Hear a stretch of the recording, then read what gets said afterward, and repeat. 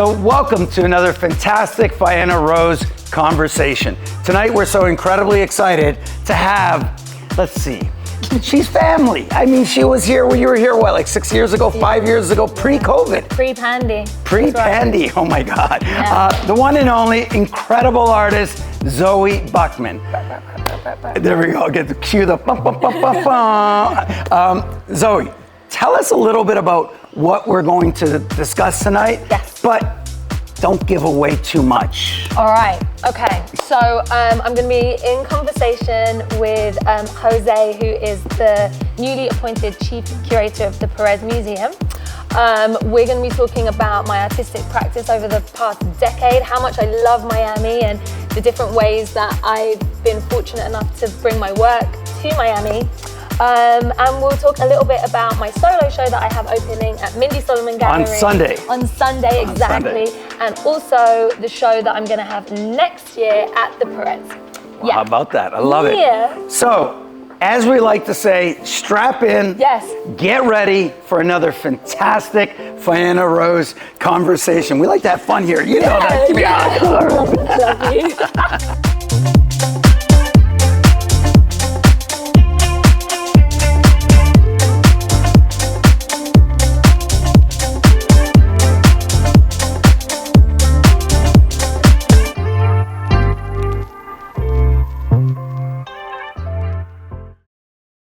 Let's get into tonight and talk about what we're doing tonight. We're going to have an incredibly interesting conversation on a friend of Fianna.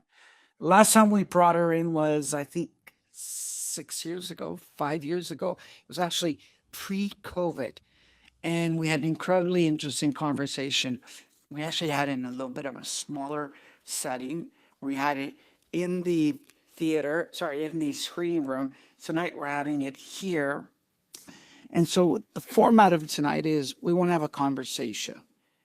30, 40-minute moderated conversation, followed by 20, 30 minutes of questions by you. So who's going to lead the conversation tonight?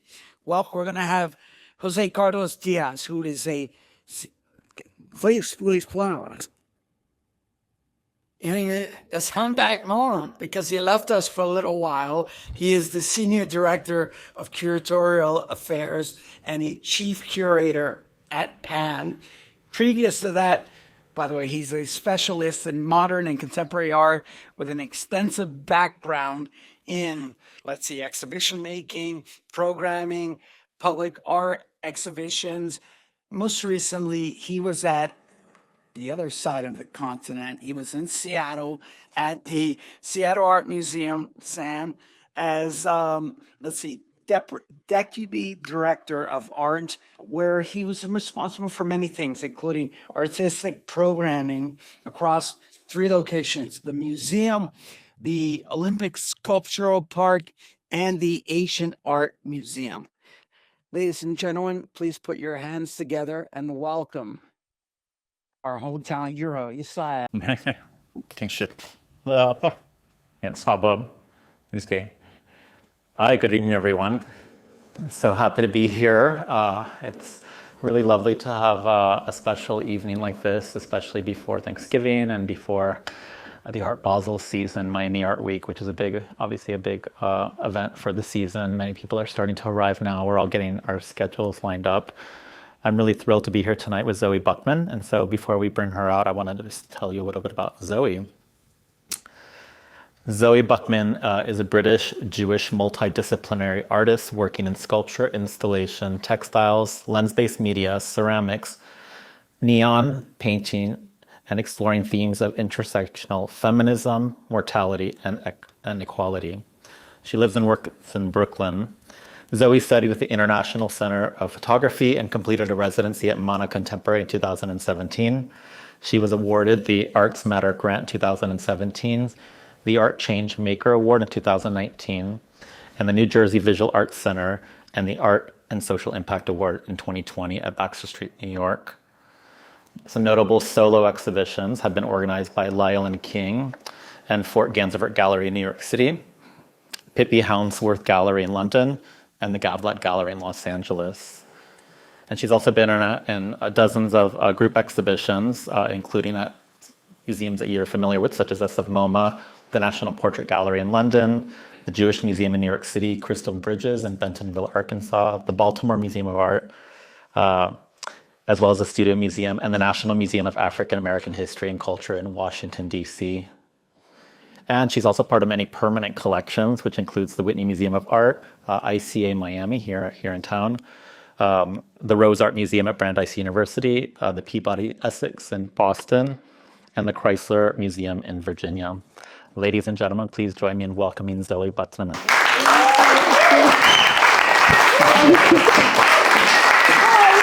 Hey, Zoe. Give us this. Hi. Ooh, microphone. Are we doing karaoke? So, yes, I guess we're going to launch the karaoke season. And it's a pleasure to be in conversation with you in front of our Faina Rose friends. And when we reconnected recently, we actually had met a long time ago. We share a mutual friend, an artist you also might know, Hank Willis Thomas. And from that, I realized you actually have a relationship with Miami. You're going to be exhibiting here very soon, which we'll touch upon a little bit later.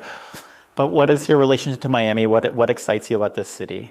I love Miami. I mean, I'm Jewish and I live in New York and I'm from London, so I love it here. I've been super fortunate to get to show work here, whether in the fairs or public activations like at the Standard in Miami and Pulse Art Fair, as well as obviously Miami Art Basel. And I've gotten to show work at the Norton and the Low. Last year at the Norton, if you saw the exhibition unboxing, which I saw. Right, I didn't get to see it, so thanks really good for checking it out. But no, basically, I love your city, and it's unapologetic and it's boisterous, and I feel like you guys get to show, or I guess really strive to show, important, arresting art. And I think that I don't know, man, Miami's like, it's this meeting of so many different cultures with really strong identities. And so there's just this kind of resilience here. And I think part of the fact that your city is in the state of Florida, which is unarguably quite a severe restrictive state, it makes your need for artwork even more urgent. But basically, I just like it because you guys are ballsy. And you're not trying to be anything other than who you are, and I appreciate that. Well, thank you. And I've admired your work so long, and Pablo gave me a lovely introduction. And one of my I just came back after 9 years at the Seattle Art Museum and the Andy Warhol Museum. Yeah. And I was in Liverpool, England before that. But one of the very first shows I did was actually around textiles. It was called Hanging by a Thread. There's about 20 plus artists at the Moore space in the design district, which no longer exists. But this included some artists that you admire, like Louise Bourgeois, Agata Amra. She's my aunt. Yes, and you did a whole show about it. So, and I most recently at the Seattle Asian Art Museum, I curated a show with a textile artist, Suchitra Matai, who's from Guyana, and she lives in Los Angeles. And so, when I had this opportunity to work, to have this conversation with you, and I learned that you'll be showing at the Perez next year, which we'll get to a little bit later. Wow. It was such an honor to have this opportunity to talk to you. And, your work is really about, your lived experience. And as we continue to talk, you'll see the carousel of images rotating in the background. So we're going to reference a lot of work this evening before we open it up to the conversation. But your work talks about your lived experience. Examples include motherhood and milestones, but also loss and resilience. And I wanted to know how you navigate, the line between your personal life, your private life, and public. So everything you make is public facing. Yeah. And so it's very vulnerable, but a lot of your work is actually relatable with so many women, specifically women. Yeah. So I wanted to just, sort of kick it off that way, because I think that's a real big sort of nut in your work. Cool, thank you. I feel like the line between the personal and the public is something that I've been grappling with throughout my career, and I think there's times where it's not been as successful, and there's times where I think that balance has been right. Mm-hmm. I don't know how to make work from a place that isn't born from personal experience, and I wear my heart on my sleeve, and I don't know how to cover that up. And then my work starts, like the germination is something that I have experienced that I find difficult or complicated. And then I need to make from that, right? But I'm also aware that we're in this time and this culture where like there is a lot of oversharing, and I strive to not be self-indulgent. And I don't know if I get that right every time, but I used to like ask myself questions before showing a piece of work, right? Because sometimes something can just end up in a drawer, or I can destroy it, or I can turn it into something else. And then there's the time where you're like, no, this is ready. I want to share this piece of work. And I used to ask myself, do I need to make this work? Do I need to make it now? Is this the best way to make this work? And then I was like, you need to ask yourself more questions. So it was, is it authentic? And then if it's yes, yes, yes, yes, is it well made? And then if it's yes, then is this self-indulgent? Yeah. And if it's yes, it should go in your, yeah. Yeah, no, and I think about how it's made, and for you, one of your, you work in a variety of media, but it's really textile and crafting techniques that really sort of dominate your artistic practice, and you've been praised for it. I mean, a lot of people actually align you with artists of the other generations that have worked in textiles, and it's been categorized in the world of craft or very feminine. But textiles carry these histories of domesticity, of femininity of labor. And so what stories do you feel these materials allow you to tell that other mediums do not? Like, why is it that you work in textiles? And when you look at Zoe's work, you'll notice that there's sewing, but you also are integrating found object, vintage doilies, tablecloths, linens, things with they have past lives as well. So yeah, why textiles? Yeah, I guess so. There's three main reasons why I'm always drawn, pun intended, it's the thread, right? Through like my first show to now, there's always been textiles in some way. Ooh, but I guess our show isn't really going to be textiles, that's a video work, so that's going to feel weird. It's kind of a culmination of everything you've been working on, so. I think there's a feeling of control that I feel personally making the work where it's personal and it's quiet, and it actually started when I became a mum, and I needed something that I could make with my hands, and then I could like tidy it away and nurse the baby. I was making work within my home, and everything was just all blurring, and having that agency felt really good for me. And I think as someone who had her power taken away from her in the past, there was this feeling of it's all happening now and I'm making it, and if something goes wrong, I know it's gone wrong and I can deal with that. Then when my mum was terminally ill, again, my studio practice had to shift because I was constantly on a flight to London, or I was with her by her bedside. And so embroidery again was thank God for embroidery, right? And then once I started showing my work with textiles, I realized that I was kind of taking part in this history of female expression, and that was something cool that I could harness. And then lastly, the used vintage and antique textiles that I use, and I don't use anything that hasn't been used before. Those are vintage yarmulkes and doilies and tea towels, and my studio is like an old lady's thrift store. So you're actively sourcing used. You're not going on to Amazon. No, there's no Amazon apart from scissors and yeah. I love that these pieces were treasured by someone, probably a woman, before they came to my studio, and that I don't know who they are, and they're I don't know their stories, but I like that I can imagine those, and that there'll be stains or burns or rips or tears or whatever that I can work with, and there's that feeling of I feel like my work is saying I am here and we are here, but then also there are these layers of she from before and before and before was here too. Yeah, it's got that multi-generational sort of aspect to it. And a lot of your work, being autobiographical, it's also based on your own lived experience, and you're integrating, wedding gowns, other linens. But the thing that's interesting is that in other interviews, you talk about control. Yeah. So the sewing, it gives you a sense of control. I guess that maybe painting wouldn't on canvases. Can you talk a little bit about that? Yeah, painting fucked me up because don't tell anyone I'm a painter, right? It's I see paint really sometimes you're working in dyes or. Yeah, but it's taken years. So like at first in the pandemic, I was like, well, my career's over because the world ending. And I thought that there wasn't going to be an art world, that all the museums are closed, all the galleries are going to shutter, and my career is dead. So maybe quietly I can start using painting, but not tell anyone, and not show it. And so I started with ink, and ink on fabric, what happens?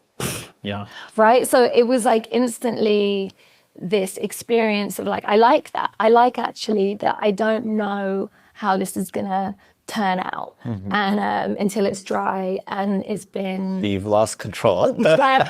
Exactly. In a time where I thought I had none anyway because of the pandemic. And sorry, I'm shedding.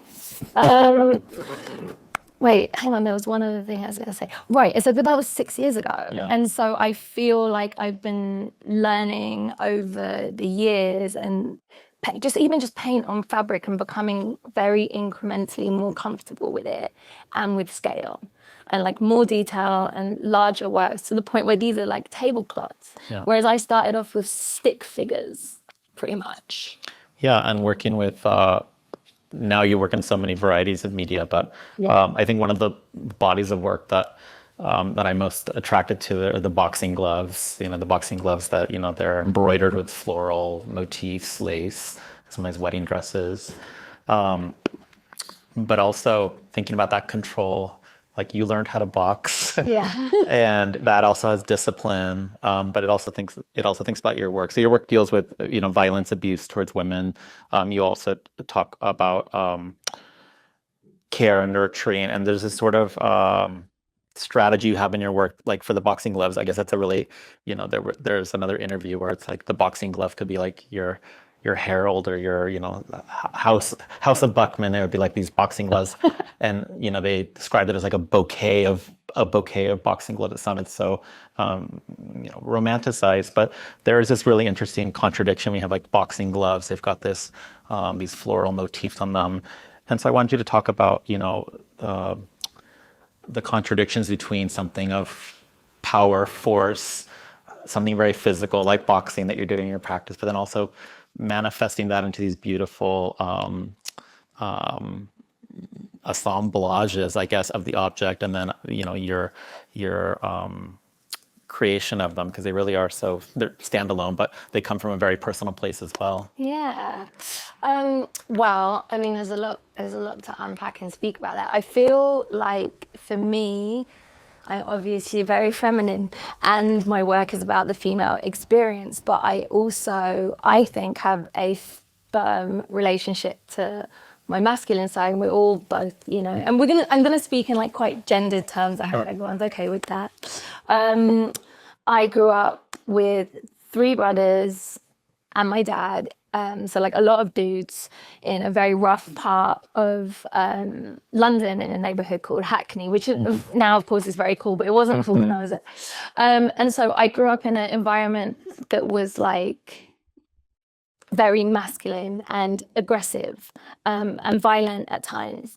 And so I am also drawn to the hard, and sometimes have been attracted to the hard. And so boxing was really formative for me because it gave me an opportunity to kind of like, I guess like the first time I was in a boxing ring, it like kind of woke me up and put me back in touch with the part of me that like had to talk her way out of being mugged at knife point in Hackney, right? And there was something really, I think, I don't know, like therapeutic about. Wow. Did that come prior to the actual creation? Like, did you know? Like the mugging. No, not the mugging. Did you I guess begin boxing knowing that it would turn into like body work? But this is self care, yeah. Or okay. Frustrated. I was super frustrated. I was going through my separation from my marriage, and there was a lot going on politically as well. It was the run up of the election of Donald Trump the first time. And I was like, "Arr," and I needed something. And so then, I don't know, man, being in the boxing gym, it woke me up, and I was able in that space. I got obsessed, and then I would go like 3 or 4 times a week, and I learned how to spar, and I wasn't very good. I was never very good, but it put me back in touch with a part of me that I think had been dormant, and that was that kind of like survival instinct. And then also I had to learn how to like defend myself and take up space, which I think when we're talking about being an artist and being a female artist and working with scale and getting gradually bigger, I think that helped. And I think one is able in a situation like sparring or boxing where there is this kind of consent and this safety, you are able to kind of play at being unsafe and perhaps rework or redo some things. And so, so then the obsession led to like boxing gloves everywhere in my studio. Right? Yeah, no, that's great because then even your works reference the sport, or even just the notion of like you have a piece called Banter, and it's actually boxing gloves. And then I was looking into boxing this afternoon, and there's a movement called the clinch. It's when the boxers are sort of like both kind of holding each other. It's to basically not, it's basically to catch their breath. It's also to prevent blows. Right. But it's sort of this rocking, it's this sort of moment of acknowledgement, but it's also a mutual struggle. Right. And I think it's also been compared to the thing about like relationships. And so I really thought that was incredible how your work actually addresses this with such tenderness with the boxing gloves. And that particular body of work, I know your work also really is addressing women, but it's also a lot of your work actually relates to like the queer community, LGBTQ. And you've talked about that before, but can you expand a little bit on that community? Because I think I don't think you get enough credit for it, but I think it's something that's very interesting when you see these works that are so tender, but they obviously are addressing very abuse. Yeah, I think there's so many intersections between communities of people who feel unsafe or who feel othered, or who are in situations where someone asserts their power over them, and my work, especially the work about intimate violence. A lot of people from all different identities and sexualities and sexual preferences can relate to that. And that's the sad truth of what it is, I think, to be in relationship, is that a lot of people experience intimate violence. Yeah. No, and I think with your work, as you look more into it, there's a real incredible use of language and writing. So you've collaborated with musicians, poets, performers. Your work has integrated lyrics from rap music, from different sources. But what does collaboration offer you that you can't get from just doing a work by yourself? Like why do you see some of the projects you're seeing are collaborations or installations that involve other people?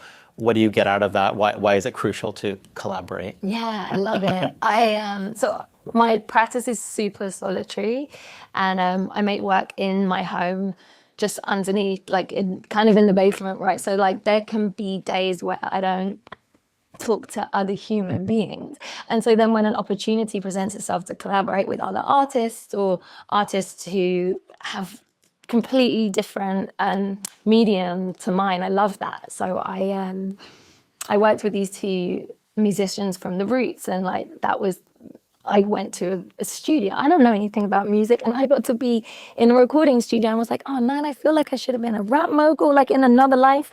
Yeah. Like instead I'm just a model, not a model. But like it was amazing, and I love to be in the role of student always. And so, yeah, just like vibing with different artists of different expertise and disciplines is like, it's enlivening and I love it. And do you actively seek collaboration, or Nope. you'll I guess you'll meet someone of another talent, another discipline, and two heads, land up with a great idea. It's like it's a specific project, right? Like, so the thing with the musicians from the Roots, it was an NFT project actually, and I was like, okay, well, let me like expand out of what I typically do, and then of course most recently there's the video work that I don't know if we'll talk about. Yeah, we'll get to that. There you go. Yeah. No, I think I think the video work is the most to me, it's the most complex work you've ever made. It's going to I guess it'll debut in Miami, at least in its Florida. Yes. I don't know if This is it's the first time in America it'll be. oh, well, that's even better. So this is gonna. Yeah, I've been waiting for you guys. You don't fall, you don't write. So we're really excited to have it, but it really is the most complicated work, which we'll get to in a minute. But that also was a very collaborative effort. It was a culmination of a lot of your practice and kind of becoming this final sort of this triumphant 17-minute film. But also in terms of your work and collaboration, you also are an activist. You make works that are political, but it's not often to see yourself. And you've done these incredible public projects. I was really when I was looking into your work this past week and thinking about like, wow, like I don't think of you as like a public artist or making public work, but you were involved with For Freedoms, which was a bunch of artists with a campaign making billboards. And you would have seen the image it was passing by, but it said a text, Brianna was sleeping. And you had created that graphic with your bed sheets, I think it was. You have a neon sign that's still up, right? Champ? No, they just took it. Oh, they just took it down. Yeah. And I don't know if there's an image but you also have done Times Square. I mean, the Times Square Midnight Project, that's kind of a bucket list project. But it's also probably your biggest audience, whether they know it or not. You're actually presenting works of art, and instead of the dwell time one gets when they visit your show in a gallery or museum, it's almost like this instant engagement. People get with public art. So I wanted to just talk a little about like why you've chosen public art, or why you've committed to some of these opportunities, knowing that the work can be provocative, but also you have a wider audience that actually is broad in scope, but it's also in places that you don't live, but it also gets a lot of attention because of social media, like kind of For Freedoms, as example, Times Square, and then of course Champ, which is the neon sign you have of it's a uterus shaped. Yeah. Do you want to talk a little about that? Yeah, sure. So my work is, I don't know if you guys can tell, but it's very laborious, and most of the time I hate making it because it's painstaking, man. And I spend like 2 years on a solo show, and sometimes even longer on that, on like a series as a whole. Like I'll have a solo show and I'll be like, but I don't feel like I'm done saying what I wanted to say with this series. And it's all, it's a lot of work, and it's many hours, and then like not that many people see it, because that's just what it is to show work in a gallery. So when opportunities are presented themselves to me to make work for like the public realm, I love that, because I'm like, okay, sick. Like I get to just, I guess, turn on a different part of my creativity and think about someone driving on a highway or freeway or whatever you guys call them out here, and they're just going to see it maybe, and I don't want them to cry. But they're going to see it, and it has to quickly make a point. And I don't want to like, that doesn't mean dumbing down your work or your message because it's a billboard or a piece of public work, but I think it is about understanding the nature of it, that we're all, looking at or on our phones, or we've got someplace to go. And so you don't have that intimacy and that time with the artwork. And so it's been, I think, a good practice for me to be like, all right, this is a billboard or this is a neon sign. So like make it a bit more brash. Yeah. Yeah. Can you describe actually the neon in LA? Yes. I feel it relates the most to a lot of the work you make on the smaller scale. Right. So it was before the 2016 election, and I had been boxing, and I was home in my studio, and I actually was meditating, and then I pictured this like glowing warm white neon uterus, and in place of the ovaries it was boxing gloves, and I had my own like a personal experience not long before making that work to do with pregnancy and choice, right? And so like it was all very fresh. And then there was the one up to that election where I don't know if you guys can see there's an image of a billboard where me and this other artist, we gathered together statements that elected officials said about women. And so there was a lot of talk about abortion and rape and pregnancy that was the result of, and it was all like awful, and all of that stuff was like coming at us. Anyway, all of that was going on in my mind, and I pictured this piece and I made it, and then I exhibited it before the election with Hank in a show that Hank curated at Jack Shaman Gallery, and a writer wrote about that show, and he said Zoe Buckman, quote, something like, is her piece screams, "We're still fighting for our rights, but we're about to elect the first female president. Like, what an idiot Zoe Buckman is, what a stupid piece of art," basically was like the gist of his article. And I was like, ouch, but hopes that he would be right. And then the election didn't go down like that. And then he found me in a party and was like, "I wrote that, and I'm sorry." And I was like, "That's cool, man. What's your name? I will not forget you." But then suddenly people were interested in the uterus, where like no one was before. And so then I got to exhibit it here in Miami at Pulse Art Fair. Oh, it did? Yeah, that was my first like Miami sale. What year was that? I guess it was, After well, I guess it was December 26th.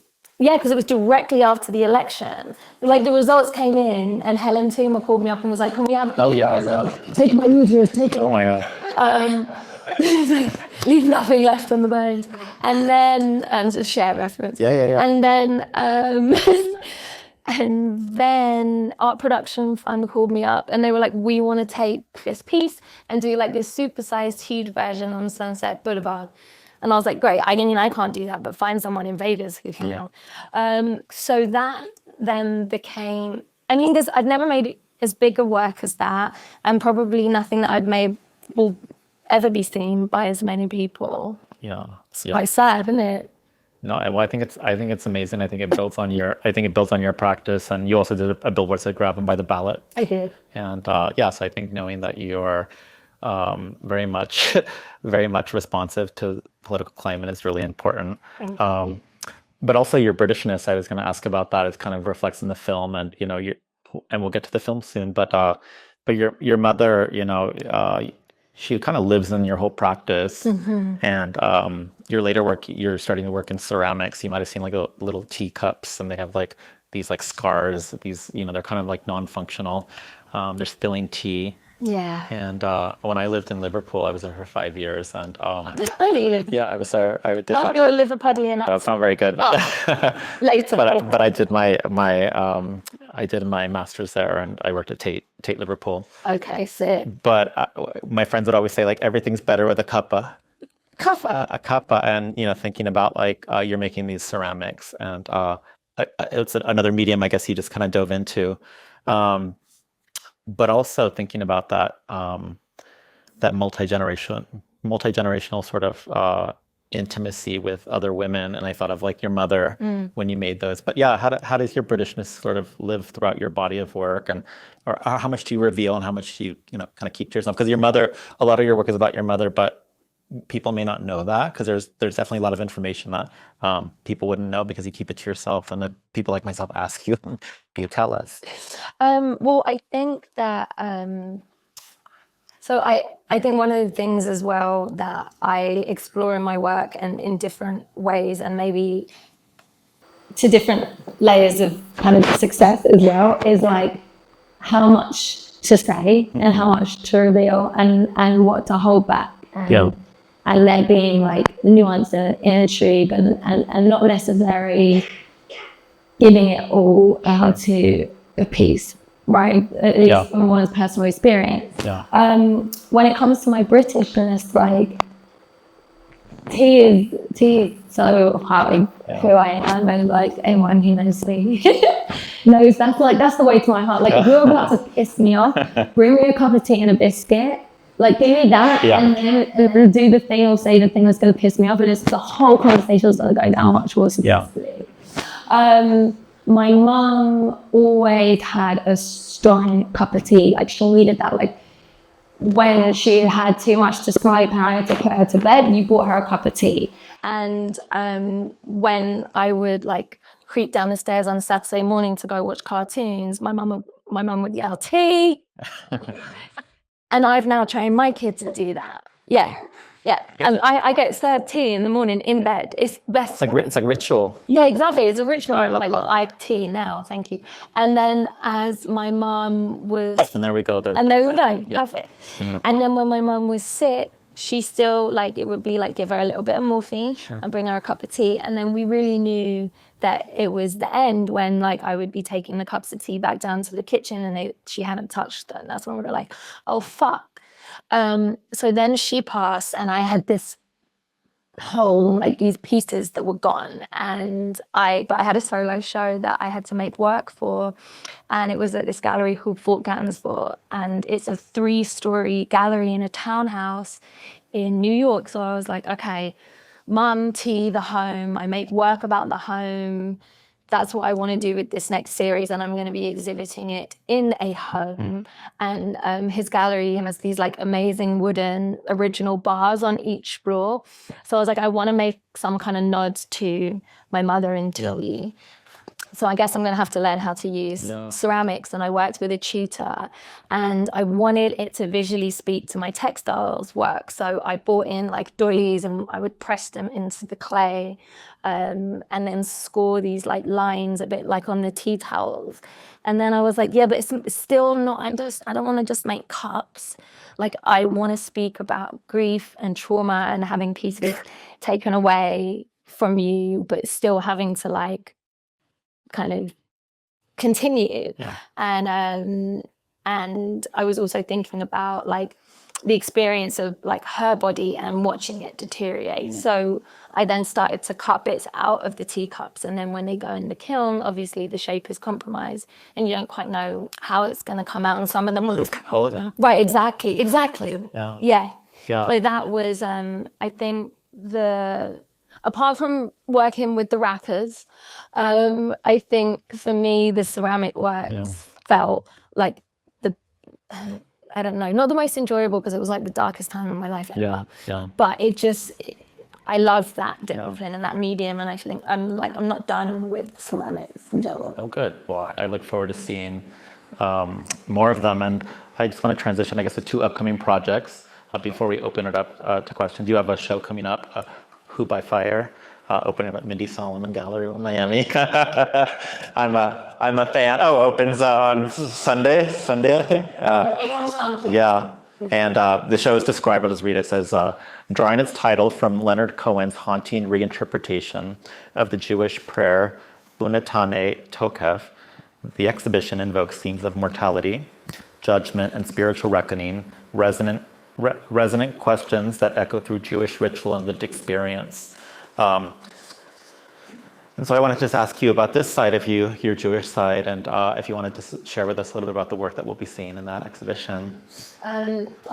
Well, my Jewish identity has been something that's been coming more and more into the forefront of my work for many years. And like the Baltimore Museum, they bought this piece that years ago, I titled it Kenahora. If there's any fellow Hebrews in the crowd, that was something that my mother and my grandmother say in Kenahora. It means like God, it's a bit like God willing, it's like no evil eye, right?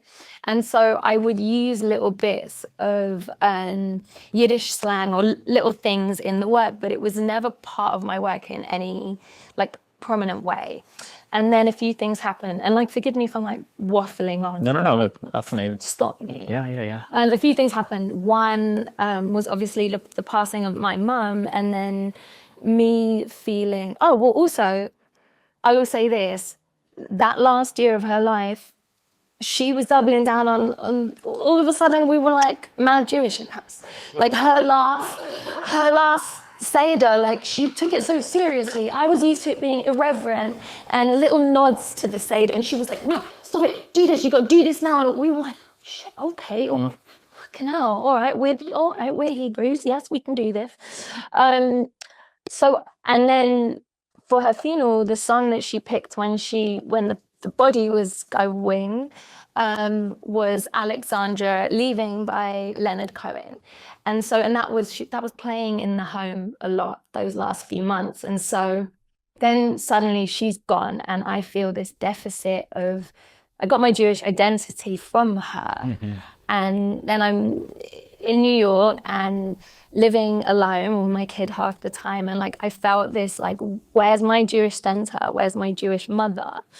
So I started to seek out more Jewish spaces, right? That's the first thing. And then, because I make work that's, a lot of my work is about sexual violence, I see a lot of news articles pertaining to that. And there was this article that I saw where I was like, okay, hold the phone, what's going on? It was that there were 2 Jewish students at a university upstate New York, and they were survivors of date rape. And then they joined a group of for survivors, and then the fellow members, their sisters, kicked them out of the group and said, you're not welcome here because you're Zionists. And then they complained to the administration, and the administration sided with the group that kicked them out. So I don't know about the identity of these 2 women. I don't know if they're like American Jews, diaspora Jews. I don't know if they're Israeli. I don't know if they identify as Zionists. I don't know anything about that. But I was like, something is very, very wrong on college campus with anti-Semitism. If anyone is kicking out other survivors of rape from a group based on where they come from or how they align politically with anything, I think that's a sign of something being very wrong. So then I started to really, I guess, wake up more to the problem of anti-Semitism in America, which has just gotten incrementally worse and worse. So to answer your question, Who by Fire, I started that series with a self-portrait of me sat with a cup of tea in my studio clothes on my bed. And I took off my other necklaces and I kept on just my Star of David, my Magen David, my Jewish star, as the Americans call it. And I made this self-portrait, and the star was a tiny little embroidered thing. And it was intended for Frieze Art Fair in London. But then the gallery decided not to exhibit it because Frieze Art Fair that year, 2023, fell right after October 7th. And so they didn't exhibit the portrait, which for me was like, again, I don't know if that's how I would respond to potential anti-Semitism or racism. And you were censored. You don't take it off the wall. Like it's not a work that was about geopolitics. It's not a work that was about conflict or even that specific atrocity. Yeah. So having had that experience, I was like, cool. So my next series, I'm definitely going to be making portraits of my community. And so these are my best friends and my family, portraits of us in our homes. And that's the work that I'm going to be sharing at Mindy Solomon Gallery. And I was a super long answer to the question. But it also relates to survivors. And so we have a small film clip. This will be part of a film, Show Me Your Bruises. Show Me Your Bruises Then. You're taking a lot of phrases that are often said by survivors of abuse. This was a work that sort of evolved into this really incredible project. So we're going to show a clip. We doing that now? Yeah. Shall I hide? No. This is us, and you star in the film. So that's we have Jumbo Cush, Sienna Miller, and Zoe Buckman. And so I think it'll play in a minute. Oh, here we go. Yeah. Hey, Eric. That'll premiere at the Perez Art Museum Well, I've cherished my time with you. I feel like I'm hogging the stage. I do want to open it up to questions and comments for Zoe. I know there's an open conversation, and I see Pablo there with the mic. And I saw a hand. Oh, So a lot of the topics that you work with, feminism, women's struggles, racial injustice, domestic violence, they're personal to you, so deeply, right? But I imagine, and if like you can put your exhibitions, are deeply personal to them, right? So do you ever find yourself on the receiving end of others' trauma? And so while you're trying to get the best of your son, how do you simultaneously hold space for both? That is such a fucking brilliant question. Yeah. 100%. I think, love you. That's been a really difficult part because they don't pull you aside in art school and tell you like, oh, okay, so like if you make work about something that you experience and that's hard enough and then like you birthed it, they're going to tell you that other people are then going to come and talk to you and share their experiences. So it happens a lot. It happens on my DM and my emails and then in person and after talks or at exhibitions and whatnot. And I think that I'm trying to exercise care in the way that I show my work. And that's why I've already had conversations with the Perez about exhibiting that piece. And just like thinking about like the environment for the viewers and the audience, like don't make the room too dark and make sure that people can see the exit signs and shit like that. Because for some people, they're not going to really want to be in that room. And I want to look after them. That's really important to me. So I guess even if I'm not personally speaking to people about their experiences, because that does have a toll, I'm not trained in that. I am really thinking about the audience and the audience who might be triggered or affected by the work. Because I think when we see art, we don't really like sign up for that. And it's kind of not fair to just like put that on someone. Like I was invited to this screening of this indie movie that was about abortion and it was set in like the 1930s. And I know they invited me because they told me, the PR person was like, oh, we love your voice and what you do and what you say. And so they know I have personal experience of this issue. And then I'm in the cinema, no alcohol. I wasn't even offered a drink. And and I then watched the most brutal, like I think like 3 at-home depictions of miscarriages. And I was like, I'm not your audience, babes. Like, I'm glad your film exists and I want so many people to see it, but I don't need to see that. And I wish that there was no trigger warning. I wish that they had taken care, you know? So I'm trying to do that. Yeah. Thank you. Thank you so much, Zoe. It's a very inspirational talk, especially when you're speaking in towards the end about Jewish identity, Reza Celeste, should the current climate and all the anti-Semitism seeming. I'm sorry if I would happen to get freezing. Can't even imagine. So thank you for sharing that. I'm curious if you can talk a little bit more about your symbols in your work. You use a lot of symbols throughout all your bodies of work. And there's one in particular I was trying to decipher. It was a word in Hebrew. In your mind, what was that word? And if you talk more about your symbols. Right. So I started to embroider Who by Fire, Who by Water. And then in some depictions, they're just like tattoos. Like this is Malka, which means queen, which I got from my mum. I think for me, this is like a bit of a dark answer, but like everyone can handle it. So the neighborhood that I grew up in, Stoke Newington in Hackney in London, we were the only Jewish family. And anything that happened in the neighborhood, like everyone knew about, right?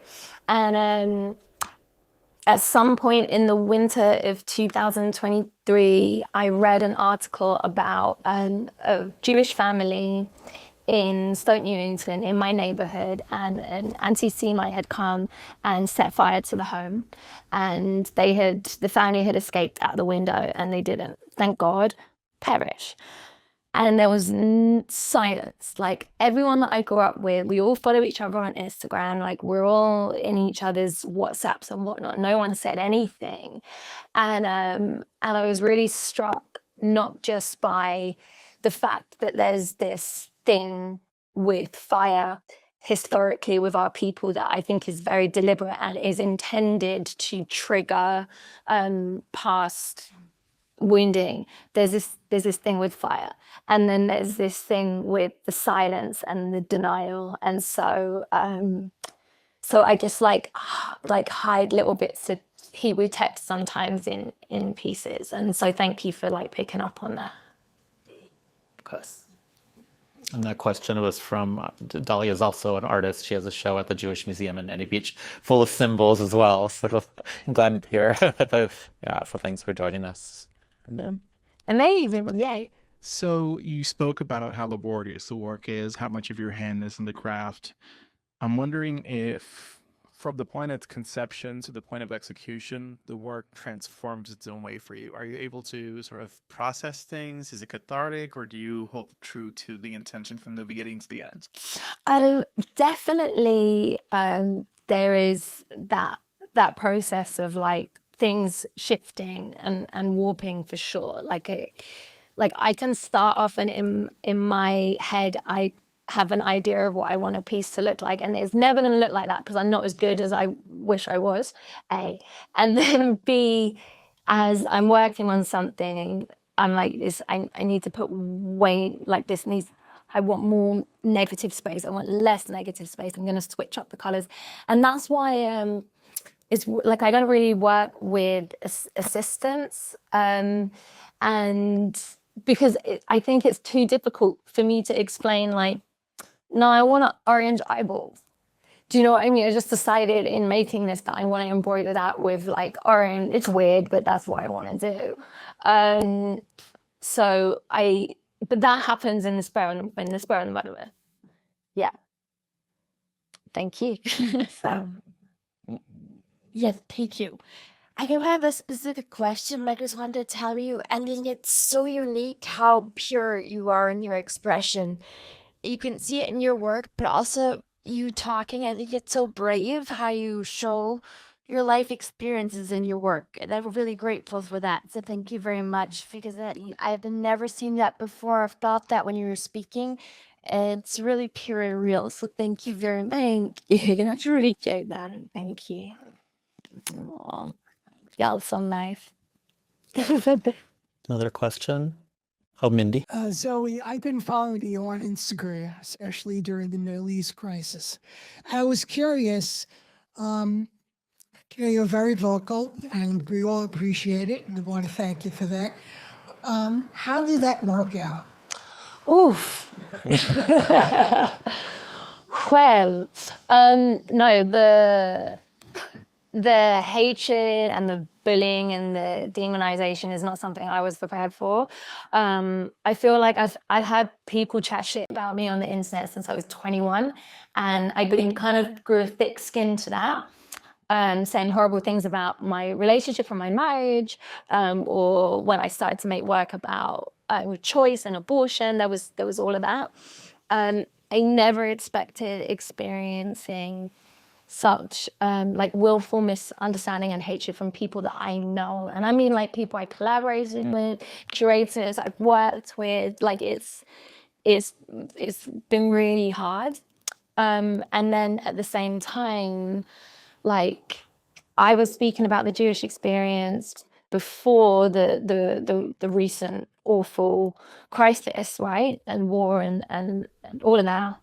So I wasn't going to suddenly stop because it became really unpopular. I wasn't going to suddenly stop when anti-Semitism started to skyrocket. Like that's not the time to stop speaking up for our experiences. But it's definitely taken a toll. And then at the same time, I think it's brought into laser focus for me the importance of community. And that's been like such a beautiful thing. And also I will say this, I had this fear, and a few people allowed this, or even like stoked this fear, which was that it was only going to be Jewish people that engaged with my work, and that in a way, like Jewish artists, or that I was going to be almost like ghettoized in my art practice and forced to just like maybe have a show at a Jewish museum, maybe, right, or a Jewish gallery. But the truth is that there are the Jewish museums and the Jewish galleries, but there's also the institutions and the curator of that, and like the majority of the curators who are showing my work in museums right now are not Jewish, and the institutions are not Jewish. And that's like really encouraging to me, because they see my practice of over a decade and all the themes that I explore, and they're unafraid of showing the work of someone who has some experiences of hatred. So I really appreciate that. Yeah, thank you.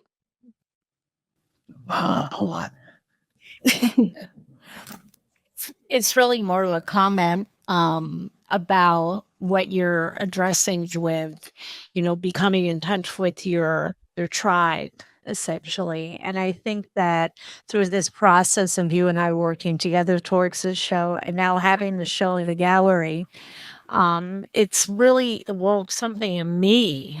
Oh, really? Yes. I think that great art, whether it's cinema or opera, or visual art, makes you want to learn more. And I hope that all of you walk away wanting to learn more about Zoe and the work that she makes. I think you will. But you have made me want to get more in touch with that spiritual side of myself, which I feel like I have kind of put to bed for a while.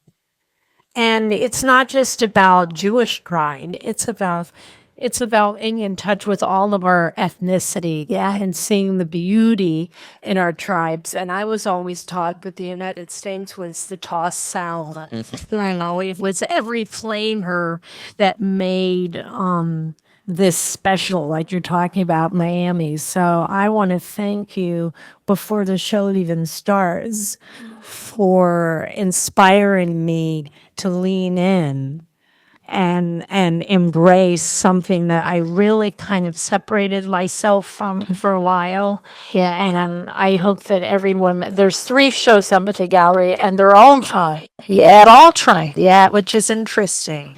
But I hope that if you have the opportunity to come to the show, that you will take satisfaction in whatever it is that is the core of who you are, because that's what you bring into us, your bravery, the risks that you've taken professionally, the people that you had stood up for that had felt silenced. You really need to be applauded for that.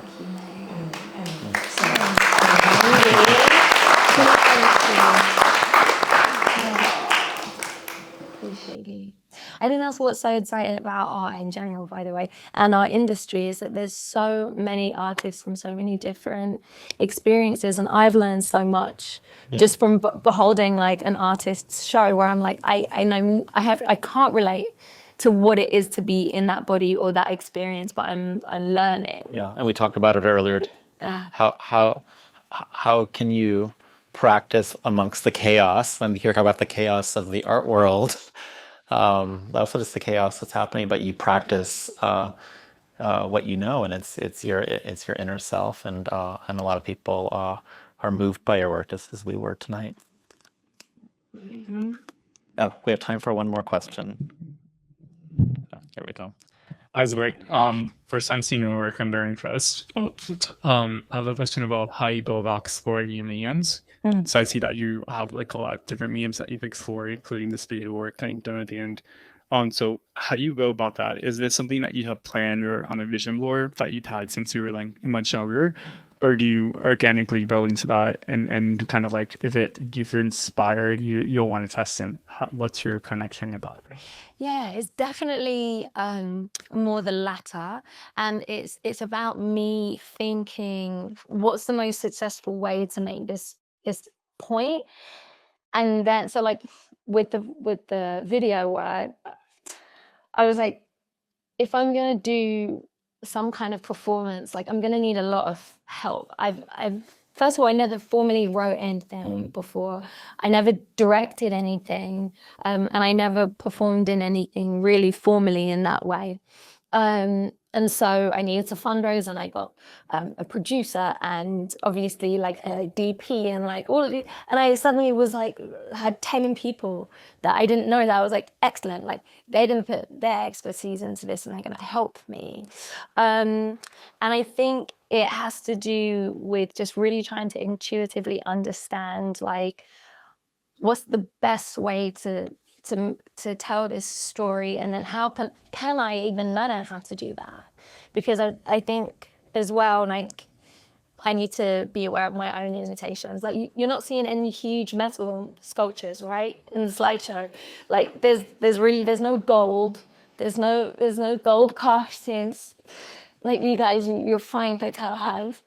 This is there's no acrobatics or karaoke. But it's about my own limitations. But I could maybe and then just like getting a bit cheater and people to help me. Yeah. But I think to build on that question, though, is we talk about this also like the natural, the organic sort of evolution in the work. Even the film "Show Me Your Bruises Done," it actually started because the New York Times asked you to write something. They kind of rejected it, but then that turned into the script. Then you met Kush and you met Sienna Miller. So that actually, like as a writer, you started from a kernel. Yeah. But yeah, do you just want to mention like how that sort of evolved into this like final? And the film has, I'm sure it's so professionally done. So obviously, I know it's very expensive, but yeah. No, we shot it in my mum's kitchen table in the home that I grew up in right before my dad sold it after my mum passed. So we definitely cut corners with the budget, but that made it, I think, for me, like even more emotional, and for the other women too. So basically, the New York Times got in touch with me and they asked me to write about my experience in 2018, and that was the year of Me Too. I think that's why they reached out to me, because they were probably like, oh shit, you don't have a female artist to do this thing that they do once a year. But they said to me, it's 300 words, you can write whatever you want, and it can be as abstract as you want. So like if you tell an artist they can do something abstract, like they're probably gonna run with that. So I was like, okay. And so I started to think about all the things that I was at the time still in the tail end of a relationship that had lasted 2 years, and that there was physical, emotional, and sexual harm, right?